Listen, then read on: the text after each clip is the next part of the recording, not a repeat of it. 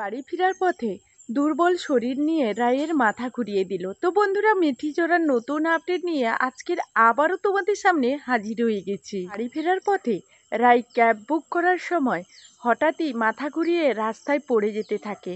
এমন সময় অনির্বাণ রায়কে ধরে ফেলে এবং রায়কে ওই বিপদ থেকে উদ্ধার করে। অনির্বাণ রায়কে বলতে থাকে, কি হয়েছে রায়, তোমার দুর্বল লাগছে? বারণ করেছিলাম, তুমি যথেষ্ট পরিমাণে এখনো দুর্বল, তোমার কিসের এত তাড়াহুড়ো ছিল? একটা সার্জারি তোমার মধ্যে হয়েছে, তা সত্ত্বেও তুমি তোমার জেদের মধ্যেই রয়েছো। নিজের কথা ভাবলে না? তোমার পরিবারের দায়ভার নিতে গিয়ে নিজের কতটা বিপদ এক্ষুনি বাঁধিয়ে ফেলছিলে, দেখেছো? অনির্বাণকে বলতে থাকে, অনির্বাণ রিল্যাক্স, এত চিন্তিত হওয়ার তোমার কোনো কারণ নেই। আমি নিজেকে সামলিয়ে নিতে পারতাম, সহায়তা করার কোনো প্রয়োজন ছিল না। আমাকে ছাড়া অসম্পূর্ণ, সেটা তুমি বুঝতে পারো না?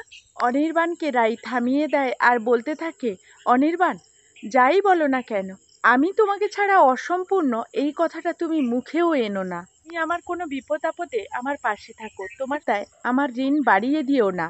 তখনই অনির্বাণ বলতে থাকে, আচ্ছা রাই, তুমি এক মুহূর্তের মধ্যে আমাকে তুমি এতটা পর করে দিলে। আমাদের এই ভাঙা সংসারটা কি আমরা আর একবার জোড়া লাগাতে পারি না? থাকে তোমার মতলবটা কি? তুমি কি মতলবে এখানে এসেছো বলো তো? তুমি কি চাওটা কি?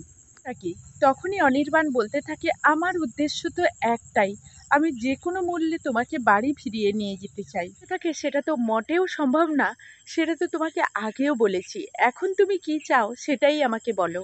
দোহাই দাও, দোহাই তোমার অনির্বাণ, প্লিজ। তখনই অনির বলতে থাকে, আমরা কিছু সময়ের জন্য কোনো ক্যাফেতে বসতে পারি? তোমারও রিল্যাক্স হয়ে যেত আর আমারও কিছু জরুরি কথা বলা হয়ে যেত, একসঙ্গে কিছুটা টাইম কাটানো হয়ে যেত। তখনই রাইবাকে, সেটা তো মোটেও সম্ভব না, সেটা তো তোমাকে আগেও বলেছি। এখন তুমি কি চাও সেটাই আমাকে বলো। কথাটা তুমি মুখে আনো কি করে? আমার তো শুনে লজ্জা করে। আমি তোমার মতো মানুষের সঙ্গে কিছুতেই কোনো ক্যাপে বসতে চাই না। তুমি আমার অনিচ্ছার বিরুদ্ধে এসব কাজ কেন করতে চাইছো বলো তো? অনির্বাণ বলতে থাকে, ঠিক আছে, আমাকে যদি না ভালোবেসে থাকো, তোমার ইচ্ছের বিরুদ্ধে না হলে আমার সঙ্গে রেস্টুরেন্টে চলো। পর রাই অনির্বাণের কথা এক পর্যায়ে না ফেলতে পেরে অনির্বাণের সঙ্গে রেস্টুরেন্টে গিয়ে বসে। তুমি আমাকে একটা কথা বলো তো, তুমি কি একবারের জন্য তোমার জীবন থেকে আমাকে দূর দূর করে তাড়িয়ে দিয়েছো? আমার জন্য একটুও জায়গা নেই? তখনই থাকে, জায়গা নেই, আমি তোমাকে মিথ্যে বলবো না, কারণ আমি তোমাকে মন থেকে এখনো ভালোবাসি। এটা আমার মনের মধ্যে কিনবে না, তা সত্ত্বেও আমি তোমাকে হাজব্যান্ড হিসেবে মেনে নিতে পারছি না। তুমি যদি এই কথাগুলো বারবার করে রিপিট করো, তা সত্ত্বেও আমার এই কথাগুলো কখনোই বদলে যাবে না। বলতে থাকে, ঠিক আছে, আমি রিপিট করব না। এই বাড়িতে এখনো পড়ে আছো, আমার বাড়িতে কবে যাবে তুমি ভেবেছো? তখনই রাই বলতে থাকে, এখন অনেক দেরি আছে, তো এখন নয়।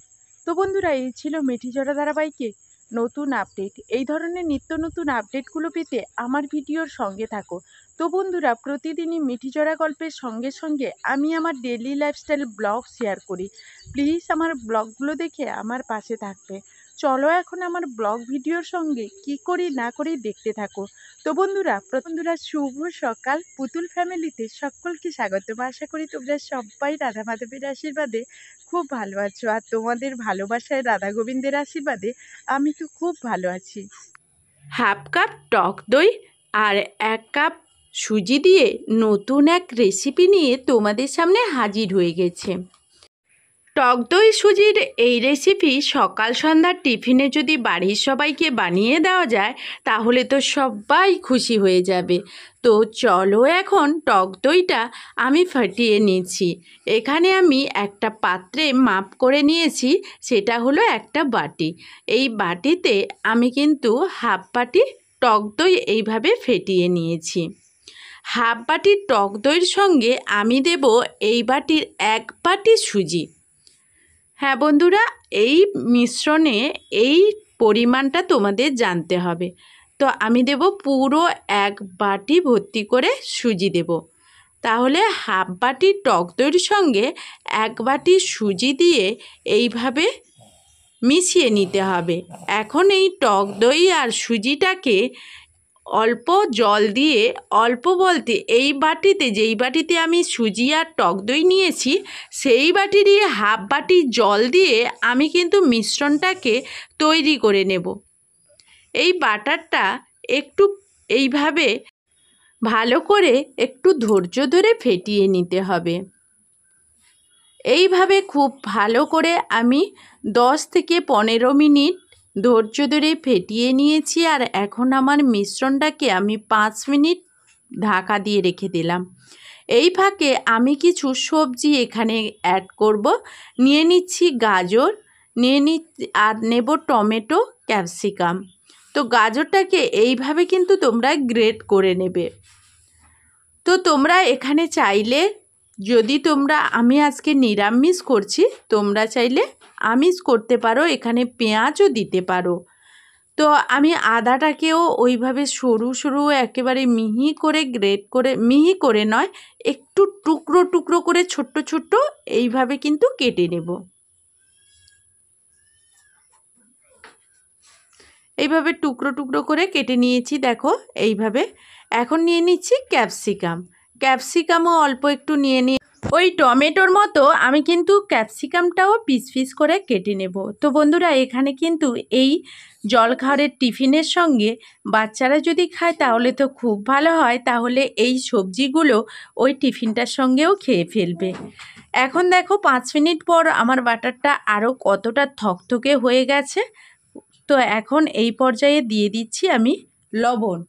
তো এই পর্যায়ে লবণ আর দিয়ে দিচ্ছি আমি কিছুটা জল বলতে ওই বাটির 4 ভাগের 1 ভাগ আমি জল দিচ্ছি। প্রথমে দিয়েছিলাম হাফ বাটি জল, এখন দিচ্ছি 4 ভাগের 1 ভাগ জল দিয়ে ভালো করে আবারও পেস্ট করে নিয়েছি। আর এখন দেখো তাওয়াতে একটু তেল দিয়ে দিয়েছি। এখন এই জলখাবারটা আমরা যে টিফিনটা বানাবো, এই টিফিনটা একেবারে পাতলা হবে না, আবার একেবারে মোটা হবে না। আমি এখন চামচ দিয়ে তো 1 চামচ দিয়েই দিলাম, আর খুব ভালো করে এটা একটু গোল করে মিলিয়ে দিলাম। তো অনেকটাই মোটা আছে, আর অলরেডি এই মিশ্রণটা ফুলতেও শুরু করবে। এখন উপর থেকে দেখো আমি কিছুটা কুচনো গাজর দিয়ে দিচ্ছি, এরপর দিয়ে দিচ্ছি ক্যাপসিকাম। তোমরা এখানে যে কোনো সবজি, পেঁয়াজ, রসুন, যে কোনো সবজি ব্যবহার করতে পারো। আর যত এখানে সবজি ব্যবহার করবে আর মশলা ব্যবহার করবে, ততই এই রেসিপিটা খেতে ভালো লাগবে। আমি বাড়িতে কিছু সহজ, যেগুলো আমাদের হাতের কাছে প্রায়ই থাকে, ক্যাপসিকাম না দিতে পারো, ক্যাপসিকাম অনেকের কাছে থাকে না। এখানে এখন কাঁচা লঙ্কাও দিয়ে দিচ্ছি, তো না দিতে পারো ক্যাপসিকাম। এখানে জিরে গুঁড়ো দিয়ে দিচ্ছি, তারপরে একটুখানি আমি ম্যাগি মশলা দিয়ে দিচ্ছি, দিয়ে খুব ভালো করে একটু আস্তে আস্তে এইভাবে চেপে দিলাম যাতে আমরা উল্টোনোর সময় এটা যাতে না সরে যায়। হ্যাঁ, এখন আমি এই পিঠটা লৌটে দিলাম। ওই পিঠ 1 মিনিট ভাজার পর আবারও এইটা 1 মিনিট ভেজেছি, তো আবারও আমি একটা বাটার দিয়ে দিচ্ছি। এইগুলো প্রায় ধৈর্য ধরে 2 মিনিট ভেজে নিতে হবে। তো ঢাকনা দিয়ে ভাজলে, যদি তোমাদের অন্য কিছু আলু দিয়ে থাকো তাহলে একটু ঢাকনা দিয়ে দেবে, কারণ সবজিগুলো সেদ্ধ হতে সময় লাগবে। এই কারণে আমি তোমাদের বলে দিলাম। এইভাবে আমি সবগুলো ভেজে নেব, সবগুলো রুটি আমি এইভাবে ভেজে নেব। তো বন্ধুরা, তোমাদের কাছে অনুরোধ থাকলো, প্লিজ আমার যদি এই রেসিপিটা তোমাদের কোনো অংশে ভালো লেগে থাকে, তাহলে একটা সুন্দর কমেন্ট দিয়ে আমাকে নতুন রেসিপি নিয়ে আসার জন্য উৎসাহ দেবে। তো বন্ধুরা, আজকের এই ভিডিওটা যদি তোমরা ফেসবুক থেকে দেখো, তাহলে আমার পুতুল ফ্যামিলির ফেসবুকটাকে তোমরা একটা ফলো করে দিও আর লাইক করে আমার পাশে থেকো। আর ইউটিউব থেকে যেই বন্ধুরা দেখছো তাদেরকে অনেক অনেক ভালোবাসা, সবাইকে আমার অনেক অনেক ভালোবাসা, অনেক ধন্যবাদ।